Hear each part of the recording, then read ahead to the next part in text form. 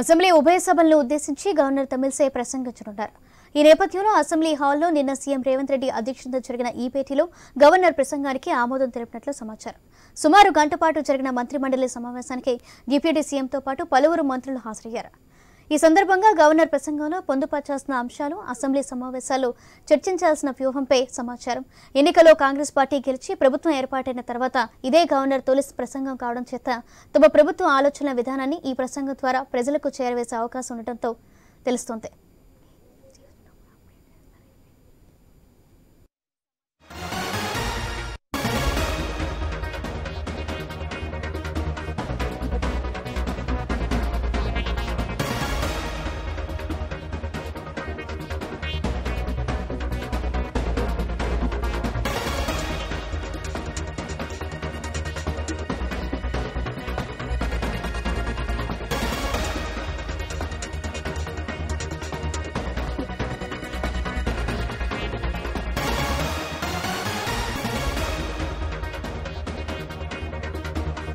Assembly ఉభయ సభలను ఉద్దేశించి కాసేపట్లో గవర్నర్ తమిళిసై ప్రసంగించనున్నారు. ఎన్నికల్లో కాంగ్రెస్ పార్టీ గెలిచి ప్రభుత్వం ఏర్పాటైన తర్వాత ఇదే గవర్నర్ తొలి ప్రసంగం కావడం చేత తమ ప్రభుత్వ ఆలోచన విధానాన్ని ఈ ప్రసంగం ద్వారా ప్రజలకు చేరవేసే అవకాశం ఉండటంతో ఇందులో ఎలాంటి అంశాలు ఉండబోతాయనేది ఉత్కంఠగా మారింది. రైట్, ఇదే విషయానికి సంబంధించి మరింత సమాచారం మా బ్యూరో చీఫ్ రాజు అందిస్తారు. రాజు,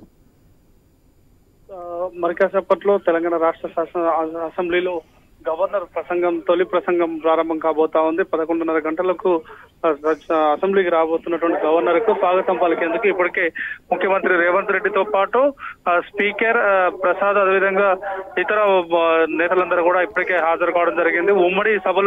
ఉమ్మడి శాసన మండలి శాసనసభకు సంబంధించినటువంటి సభ్యుల సమావేశం కూడా ఇదే సభలో కొనసాగుతుంది కాబట్టి ఇద్దరి సభ్యులను ఉద్దేశించి గవర్నర్ ప్రసంగించబోతున్నటువంటి నేపథ్యంలో కావాల్సిన ఏర్పాట్లన్నీ కూడా శాసనసభ సెక్రటరీ నరసింహాచారి ఏర్పాట్లు చేయడం జరిగింది.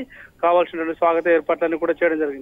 అయితే ఈ ప్రసంగం ద్వారా దాదాపు తెలంగాణ రాష్ట్రంలో కాంగ్రెస్ ప్రభుత్వం చేపట్టబోయేటువంటి సంక్షేమ కార్యక్రమాలు, తీసుకోబోయే నిర్ణయాలన్నీ కూడా ప్రస్ఫుటంగా ఈ ప్రసంగంలో బయటకు వచ్చే విధంగా చెప్పేటువంటి ప్రయత్నం చేస్తున్నారు. గత ప్రభుత్వం దశాబ్ద కాలంలో బీఆర్ఎస్ ప్రభుత్వం చేసినటువంటి సంక్షేమ కార్యక్రమాలు, వాటి వైఫల్యాలను కూడా ఈ ప్రసంగం ద్వారా ఎండగట్టేటువంటి ప్రయత్నం చేసినట్టు తెలుస్తా ఉంది. ఇక గవర్నర్ ప్రసంగం చేత గవర్నర్ నోటి ద్వారా కాంగ్రెస్ పార్టీ యొక్క నిర్ణయాలు ఏ రకంగా ఉండబోతున్నాయి, కాంగ్రెస్ పార్టీ ఏం చేయబోతున్న అంశాలన్నీ కూడా క్లారిఫికేషన్ ఇచ్చేటువంటి ప్రయత్నం ఈ యొక్క ప్రసంగం ద్వారా చెప్పబోతున్నటువంటి పరిస్థితి ఉంది. Right, thank you Raju.